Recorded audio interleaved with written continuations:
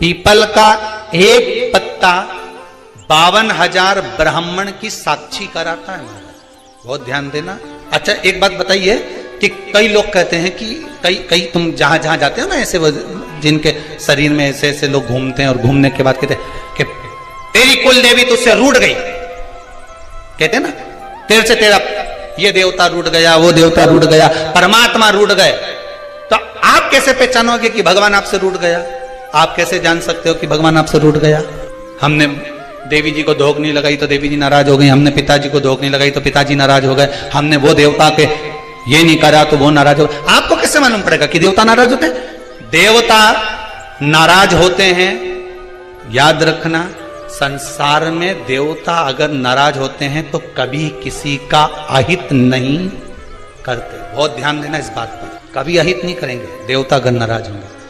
देवता नाराज होते हैं तो किसी का भोजन पानी बंद नहीं कर देते। देवता नाराज होते हैं तो किसी का खाना पीना बंद नहीं करवा देते। देवता अगर नाराज हुए हैं और आपको मालूम करना है कि देवता मुझसे नाराज हैं, तो कैसे मालूम करोगे? तो केवल एक काम करिएगा, अगर देवता नाराज होते हैं तो सबसे पहले आपकी पूजन पाठ छुड़वा देते हैं। क्या छुड़वाएंगे? रोज मंदिर जाती है, रोज माला उठाकर जाप करती है, रोज गीता जी का पाठ करती है, रोज दिया लगाने जाती है। 4 दिन 5 दिन 6 दिन 10 दिन अगर आप दिया लगाने नहीं गए, मंदिर नहीं गए, पूजन नहीं करी, तो समझ लेना कि देवता मुझसे नाराज हैं, इसलिए मेरा मुंह नहीं देखना, मुझसे नाराज। लक्ष्मी नहीं आ रही घर में, देवता नाराज है? नहीं नहीं नहीं, लक्ष्मी नहीं आ रही उसके लिए देवता नाराज नहीं है। लक्ष्मी नहीं आ रही उसके कारण तुम्हारा अहंकार है। भगवान ने जब दिया था उसको सत्कर्म में नहीं लगाया था। एक बात इससे पहले वाली कथा में कही थी, शरीर चले और तुम्हारे याद है तुम लोगों को? बस उतना याद कर लो, बहुत इतनी बात तुम लोग याद कर लोगे ना, तो आने वाले समय में 2-1 साल में तो तुम या हम, बस इतनी याद कर लो। हर कथा में से इतनी निकाल लोगे ना तो थोड़ा तो यहाँ समझ में तो आए, लगे तो सही कि कथा अंदर गई। तो एक बार पहले कथा में, इससे पिछले वाली में की थी, 7 से पहले वाले में, कि तुम्हारे घर में चले और तुम्हारा शरीर चले, तब तक सारा दान पुण्य भजन तीरथ सब कर लो। और क्योंकि तुम्हारी घर में चलेगी तभी तुम दान कर सकोगे, सत्कर्म कर सकोगे, भजन कर सकोगे, शरीर सही होगा तो तीरथ कर सकोगे। अब शरीर ही साथ नहीं दे और घर में तुम्हारी नहीं चले तो कोई तीरथ होए कि दान होए? कैसे भजन करे? कुछ नहीं करना, पीपल का एक पत्ता, उस पत्ते पर थोड़ा सा चावल, पूर्णिमा की रात्रि को अपने हाथ में लेकर अपने नयनों से लगाकर शरीर पर से स्वयं उतार कर उसको दरवाजे के पास रख दीजिए। पूर्णिमा की रात्रि को पूर्ण होने पर उस चावल को दूसरे दिन सूंघ कर बहते हुए पानी में डाल दीजिए। महाराज कितने भी रोग से ग्रसित हो गए, पीपल का एक पत्ता 52,000 ब्राह्मण की साक्षी कराता है महाराज, बहुत ध्यान देना। पीपल के वृक्ष में स्वयं नारायण का, मेरे कृष्ण का वास है। स्वयं भगवान गीता के अंतर्गत कहते हैं कि मैं पीपल का वृक्ष हूं, नारायण। 52,000 ब्राह्मणों का वासा एक पीपल के पत्ते में होता है। और आपको पहले भी कथा में कहा, बेटी गाय ब्राह्मण बहन ये सब काल का हरण करने वाले हो। रो शिव का स्मरण करो। कई माताएं कहती हैं, गुरुदेव हमारे यहाँ पर शंकर भगवान का शिवलिंग नहीं है, तो क्या हम बाजार से ले आए? और हमारे यहाँ पर शिवलिंग है तो वो बड़ा है, तो क्या हम उसको पीपल के पेड़ के नीचे छोड़ आए? शिवलिंग है तो पूजन करो, नहीं है तो भगवान का जब स्नान कराओ, ठाकुर जी का कराओ, देवी जी का कराओ, जो तुम्हारे घर में भगवान है उनका जब पूजन कराओ, तो पूजन कराने के बाद में जब उनका स्नान कराओ, स्नान कराते समय थोड़ा सा भाव यही प्रकट कर लेना कि हम शंकर विश्वनाथ को, महाकाल राजा को, सोमनाथ को, मल्लिकार्जुन को, भीमाशंकर को, त्र्यंबकनाथ को हम जल चढ़ाएं। हे तो ठीक है, नहीं है तो देवताओं को बढ़ाने की जरूरत नहीं है। कारण क्या है? तुम तो कर लोगी सेवा, तुमसे तो सज जाएगी, पर आने वाली पीढ़ी करेगी। घर में सेवा उतनी ही करना, उतनी ही रखना जितनी तुमसे बन रही हो। तुम्हारे जाने के बाद घर के बहू बेटा भगवान को डलिया में भर के वृंदावन छोड़िया, ऐसा काम मत करना। जितनी बने उतनी छोटे रूप में सेवा करोगे तो पीढ़ी दर पीढ़ी चलती रहेगी। ज्यादा सेवा को बढ़ा दिया, श्री सुना नहीं, नमस्तु नहा के आओ, श्री शिवा, कपड़े बदल के आओ, नमस्ते, ये कर आओ, जाओ जरा। जितना तुम पूजन को, सेवा को, भजन को, कीर्तन को जितना हवा बनाओगे, जितना डराओगे लोगों को, वो उतने डरेंगे, उतने डरेंगे। सेवा को, भजन को, पूजन को कभी डराने का केंद्र मत बनाओ। ये तो भगवान की मस्ती का आनंद सुख है। लोटा भर के पानी भी अगर चढ़ा रहे हो, शंकर जी के मंदिर में जाकर जल चढ़ा रहे हो, थोड़ी गलती हो गई, भगवान से कह देना तुम्ही ने सिखाया है, हो गई तो हो गई, आप ही ने तो सिखाया, नहीं जानते थे। अब धीरे धीरे धीरे धीरे लोगों को शिव महापुराण सुनते सुनते मालूम पड़ रहा है कि शंकर की कैसे पूजन करना चाहिए, बेलपत्री कैसे चढ़ाना चाहिए, जल कैसे चढ़ाना चाहिए, धतूरा कैसे चढ़ाना चाहिए, चंदन कैसे चढ़ाना चाहिए, काली तिल कैसे चढ़ाना चाहिए। ये लोगों को ध्यान में अब आ रहा है धीरे धीरे। पहले नहीं मालूम था तो हो गई, गलती हो गई, स्वीकार, हमने गलती कर। शिव पुराण कह रही है, भगवान शंकर की कथा कर रही है, चंद्रदेव ने भगवान शंकर की आराधना करी, बालू रेत का शिवलिंग का निर्माण कराया महाराज जी। शिव महापुराण की कथा में आता है, देवराज नाम का ब्राह्मण जो गलत कर्म करता था, चोरी करता था, शरीर में ताप पड़ने के बाद में जब वो शंकर के मंदिर में जाकर कथा सुना और थोड़ी सी कथा सुनकर बाहर निकला तो उसको केवल कथा का एक तत्व उसके जीवन में उतर गया था, अंश मात्र उसके जीवन में उतर गया था, उसको परमात्मा मिल गया। बिंदुक की धर्मपत्नी चंचुला देवी बार बार कथा में आया, पार्वती जी ने उससे शिव महापुराण की कथा करवाई। क्या करती थी वो चंचुला? काशी में जाकर उसने करा क्या था? पति के जाने के बाद बिंदु जो पानी में डूबकर मर गया, प्रेत योनि में चला गया।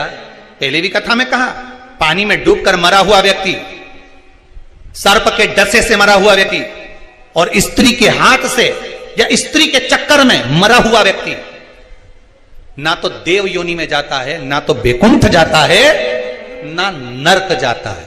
वो तो बीच का प्रेत बनकर भटकता रहता है, उसकी गति नहीं होती, उसका मोक्ष नहीं होता। चंचुला देवी को लगा था मेरे पति को मोक्ष, तो उसने करा क्या था ऐसा कि वो काशी पहुंच गई, काशी गई, ऐसा क्या नमस्तुभ्याम। चंचुला देवी तो दिन रात फैशन में लगी रहती थी। कभी पति ने अगर धन लाकर दिया तो ज्यादा से ज्यादा पैसा वो खाने पीने में उजाड़ देती थी। कभी नहीं उसने दान करा, कभी नहीं धर्म करा, कभी पुण्य नहीं करा, कभी सत्कर्म नहीं करा, कभी कहीं सत्संग में नहीं गई, कथा में नहीं गई, कभी भजन में नहीं पहुंची। फिर उसने करा क्या? बचपन में किया गया कर्म व्यक्ति को कब प्राप्त होता है, ये चंचुला देवी की कथा। चंचुला देवी की कथा करें। चंचुला देवी की मां भोजन का जब निर्माण करती थी, ध्यान दीजिएगा जरा, बहुत सुंदर संवाद है। शायद आप भी अपने बच्चों को इस चीज के लिए डांटते हो, शायद बचपन का किया हुआ पुण्य चंचुला देवी के कहां काम आया वो देखिए। पुण्य नहीं करा था चंचुला देवी ने, वहां तो खेल करा था। किस जगह पर काम? चंचुला देवी 6 वर्ष की कन्या, बिंदुक ब्राह्मण है, चंचुला देवी भी ब्राह्मणी थी, ब्राह्मण के घर में जन्म लिया है चंचुला देवी। मां जब चंचुला को पास में बिठा लेती थी भोजन कराते समय, तो आटे की लोई आटा जो उसना हुआ रहता उसको तोड़ लेती थी चंचुला। 6 वर्ष की चंचुला उसको तोड़कर गोल बनाकर चपटा करती थी, दूसरी लोई को घुमा घुमा कर जो माँ शंकर जी के मंदिर में शंकर जी को जल चढ़ाने जाती थी, उस लोई को वैसा रख कर गोल बनाकर पिंडी बनाकर उस आटे का पिंडी बनाती थी और माँ से कहती थी, माँ देखो तुम जिस मंदिर में शंकर जी को पानी चढ़ाने जाती हो ना, मैंने वो शंकर जी बना है। ये 6 साल की चंचुला, ये बच्चे आपके भी करते होंगे। जब माँ पापड़ बेलती, माँ जब पापड़ बनाती ना तो छोटी छोटी लोई बच्चे छोटे छोटे से, हम भी बनाएंगे। और वो छोटा सा बच्चा लोई लेकर बैठ गया, घुमा रहा है, चिड़िया बना रहा है, तोड़ रहा है, फोड़ रहा है। चंचुला देवी ने भी ये करा। कई लोगों ने पूछा, गुरुदेव चंचुला का पति इतना पापी था, बेकार कर्म करता था, चंचुला कभी भजन नहीं करी, दान नहीं करी, पुण्य नहीं करी, सत्कर्म नहीं करी, कभी उसने अच्छा काम नहीं करा। नमस्तुभ्यम श्री शिवाय नमस्तुभ्यम। पूरे स्वरूप के फोटो आप घर में लगाइए, पर अर्धनारीश्वर स्वरूप का फोटो कभी घर में नहीं लगता। कौन सा फोटो? जम के बोलिए जरा। अर्धनारीश्वर भगवान शंकर का अर्धनारीश्वर स्वरूप का फोटो घर में कभी नहीं लगेगा, कभी नहीं लगाएगा। मंदिर में आप लगा सकते हो, पर घर में भगवान शंकर के अर्धनारीश्वर स्वरूप का दर्शन कर ब्रह्मा जी भ्रांति में पड़ गए। तब भगवान शंकर ने कहा, ब्रह्मदेव अब सृष्टि की रचना करो। ब्रह्मा जी ने अपनी जंघा से मनु और शत्रुपा को प्रकट करा और उसके द्वारा जो सृष्टि की रचना करी, उत्तानवाद, प्रियवत, कन्या, देवहूति, प्रसूति, आकुति, इनके चरित्र आ गए महाराज। और इनके चरित्र में सर्व सुंदर चरित्र जो आया, प्रसूति का आया। प्रसूति दक्ष प्रजापति के साथ में भी आई महाराज। दक्ष प्रजापति के साथ में प्रसूति का विवाह हो गया। माता प्रसूति के गर्भ से 60 कन्याओं ने जन्म लिया। कितनी? 60 बेटों ने जन्म लिया। बेटों को संत बना दिया देवऋषि नारद। दक्ष प्रजापति क्रोध में आकर श्राप दे दिया, नारद मैं तुम्हें श्राप देता हूं, तुम एक जगह पर नहीं टिक पाओगे। अब भगवान श्री शिवाय नमस्तुभ्यम, श्री शिवाय नमस्तुभ्यम। माता देवी की मां कृपा कर, मेरे घर में एक बेटी का और जन्म हो जाए, ऐसी कृपा कर दीजिए। मेरे घर में एक बेटी और हो जाए। स्वयं जगत जननी जगदम्बा बोली, तेरे घर में 60 लड़कियों का जन्म हो गया और तू लड़की मांग रहा है। आज का व्यक्ति होता तो बेटी के जन्म के बाद में तो क्या मांगता? अरे बोलो तो बेटा। शिव महापुराण की कथा कहती है, बेटा एक कुल को तारता है और बेटी 2 कुल को। पर शास्त्र की रीति है, बेटा जन्म लेता है तो खूब नगाड़े बजते हैं, ढोल बजते हैं, और बेटी जन्म लेती है तो मां पलंग पर रोती है और सास चूल्हा के पास रोती है। याद रखिए, बेटा भाग्य से पैदा होता है, पर बेटी के लिए बाप का 100 गुना भाग्य इकट्ठा करना पड़ता है, तब जाकर बेटी का जन्म होता है। और याद रखिए, बेटा एक बार अपने माँ बाप को दुखी देख सकता है, पर बेटी कभी अपने माँ बाप को दुखी नहीं देख सकती। बेटी नहीं देख सकती। दुनिया के लोग कहते हैं बेटी की विदाई में सबसे ज्यादा मार होती है, पर शिव महापुराण की कथा कहती है बेटी की विदाई में जितना बाप रोता है उतना मां नहीं रोती, क्योंकि बेटा मां को प्रिय होता है और बेटी बाप को प्रिय होती है, क्योंकि बेटी के बिना बाप अधूरा है, अधूरा। 2 मित्र मिल गए बहुत दिनों के बाद। उसने पूछा, श्री शिवाय नमस्तुभ्यम, श्री शिवाय नमस्तुभ्यम। बच्चे हो गए हो? मेरे तो भगवान की कृपा से 2 लड़के। लड़के? अरे वाह। और तेरे? मेरी 2 बेटी है, एक ये तनु, एक मनु, दोनों हाथ पकड़ा। ये बड़ी है, ये छोटी है। अच्छा। उसने कहा, अच्छा हुआ भैया, भगवान ने मेरे को लड़की नहीं दी, मेरे को लड़का दिया। भगवान ने बड़ी कृपा करी। कहाँ लड़कियों के चक्कर में पड़ो, स्कूल छोड़ो, कॉलेज छोड़ो, ध्यान रखो कहाँ जा रही, कहाँ आ रही, बज रही हो। और शंकर के मंदिर में जाकर उस जल को, जो छाना हुआ जल रहे, उससे अभिषेक कर दो, जैसे गन्ने के रस से करते हो, मौसम्बी के। श्री शिवाय नमस्तुभ्यम, श्री शिवाय नमस्तुभ्यम।